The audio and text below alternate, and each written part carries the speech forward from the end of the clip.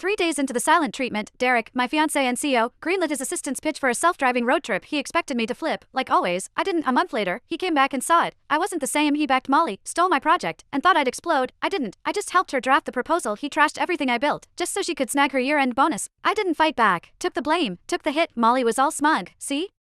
Told you, you can't go at Yara head on, give her the silent treatment. She folds, she's scared of losing you. That's why she's playing nice. Derek ate it up, called her smart, then he pulled me aside, offered a raise, a promotion, even a fancy wedding. First time he'd ever brought it up, but he missed one detail. He'd already signed off on my resignation while he was off playing Road Trip King, and I'd already dumped him. That was it. Clean cut, nothing left. Chapter 1, Yara, Mr. Cromwell.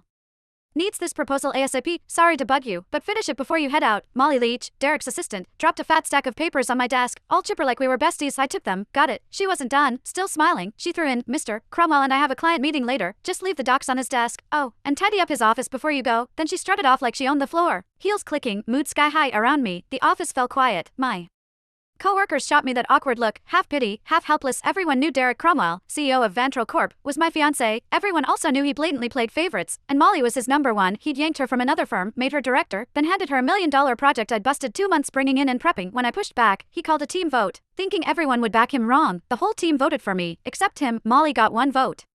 He lost it. Accused me of stirring up cliques, didn't just take the project away, he demoted me in front of everyone and slashed the salaries of the people who'd backed me. Nobody dared speak up later. He apologized, said didn't want it to look like favoritism, claimed Molly might feel left out. I used to believe that crap. Now? It's a joke. Molly couldn't even keep up with our interns, didn't want it to look like favoritism? Please, he was straight up playing favorites. Everyone saw it but him. I heard footsteps upstairs and looked up. Derek, he showed up at the stairwell, glanced my way, then walked out without saying a word, changed into some casual suit. Even from here, I copped that cedar cologne. He never used to wear cologne. That one?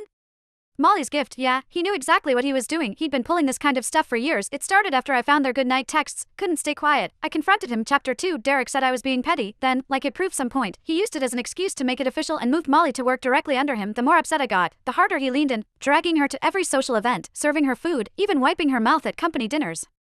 When we fought, he'd ice me out. When I apologized, he'd round up his buddies to lecture me like I was some jealous mess. For a while, I actually blamed myself, thought maybe I wasn't generous enough, thought maybe that's why we ended up here. But on day 3 of one of his silent treatments, when I was too sick to even sit up and he still packed his bags for a trip with Molly, I gave up. That's when it hit me. He wasn't trying to be noble, he just used my pettiness as a shield so he could keep doing what he wanted without feeling guilty. Even if I hadn't caught those late-night chats, he would have just found another excuse to be with her. After their latest business trip, they were still grabbing dinner, drinks, playing tennis, same routine. But something between them had changed. I could feel it. Not that it mattered. 5 years together, and it was done. This whole mess had dragged on long enough. I was the last one in the office, finishing up the proposal. Checked my phone. Molly had been busy posting candlelit dinner at some fancy spot. 2 plates of steak, Derek, all polished and